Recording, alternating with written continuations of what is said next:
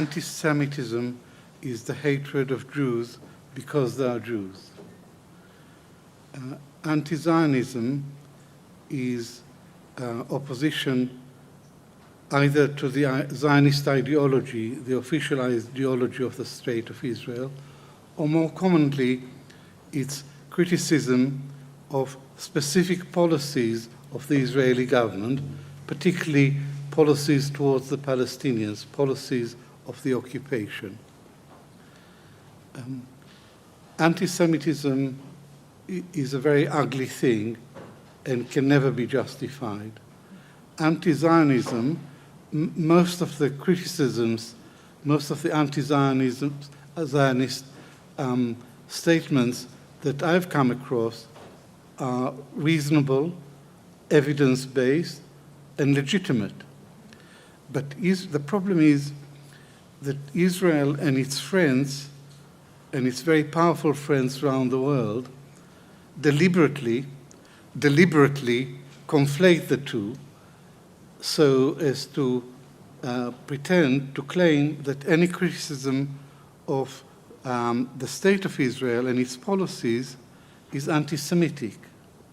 And the last example of that I've already given at the beginning of my talk, which is the Secretary General of the United Nations, who made a very humane statement about the need to cease fire and protect civilians. And the Israeli representative immediately accuses him of anti-Semitism and of blood libel. So this is a very clear illustration of the strategies of Israel and its friends around the world. Israel is very troubled by BDS. BDS is a global grassroots nonviolent movement. Nonviolent, and its main objectives are enshrined in international law. The right of return of the 1948 refugees, an end of occupation, and equal rights to the Palestinian citizens of the State of Israel.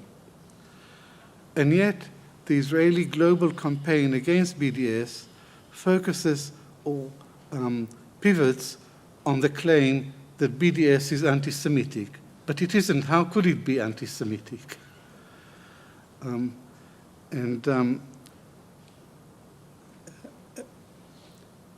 This campaign to demonize, this campaign to silence critics of Israel has been very successful in Germany, where it's illegal, it's an offense to support BDS, and it's been extremely successful in this country, and the British government has adopted the IHRA definition, which is a non-definition.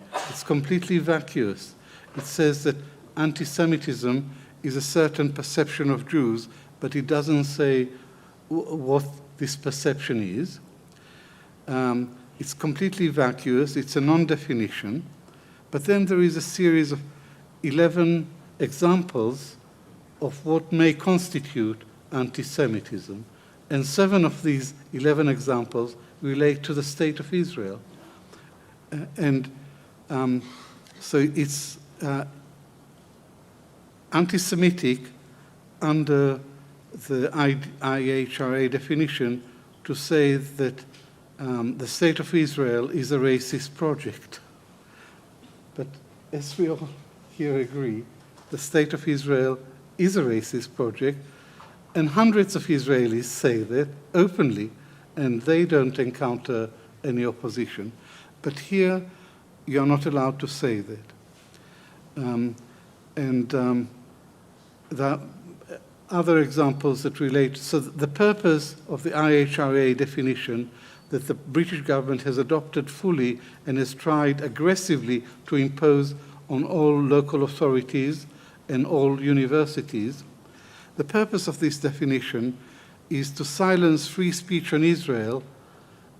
Its effect is not to protect Jews against anti-Zionism, but to denounce and to silence legitimate criticism of the state of Israel. And this is particularly unfortunate in the present context in Britain, because we have a government that has failed on every front. It's a dismal government, and yet it's exploiting the current situation in Gaza in order to clamp down on pro-Palestinian protest, legitimate pro-Palestinian protest. So now the government, the Secretary of State for Education, Suella Braverman, the Home Secretary, are saying a Palestinian flag shouldn't be allowed because it means support for Hamas, and Hamas is a terrorist organization which is outlawed in Britain.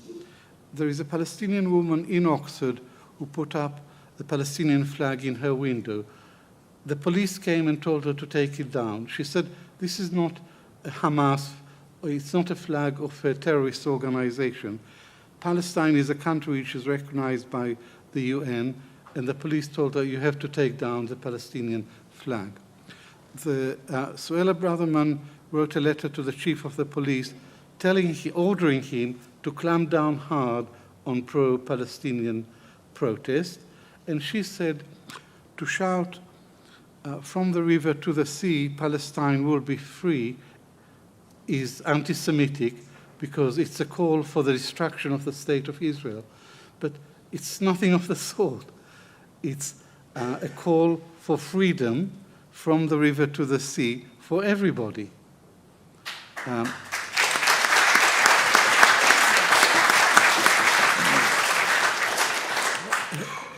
And this, we've talked about Western hypocrisy. The British government is unbelievably hypocritical, and its foreign policy doesn't make any sense. Its foreign policy says, we support a two-state solution, but Israel has killed the two-state solution.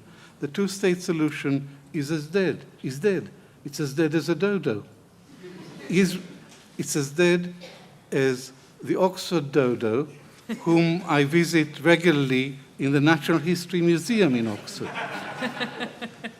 Israel killed the two-state solution with settlements and with the wall.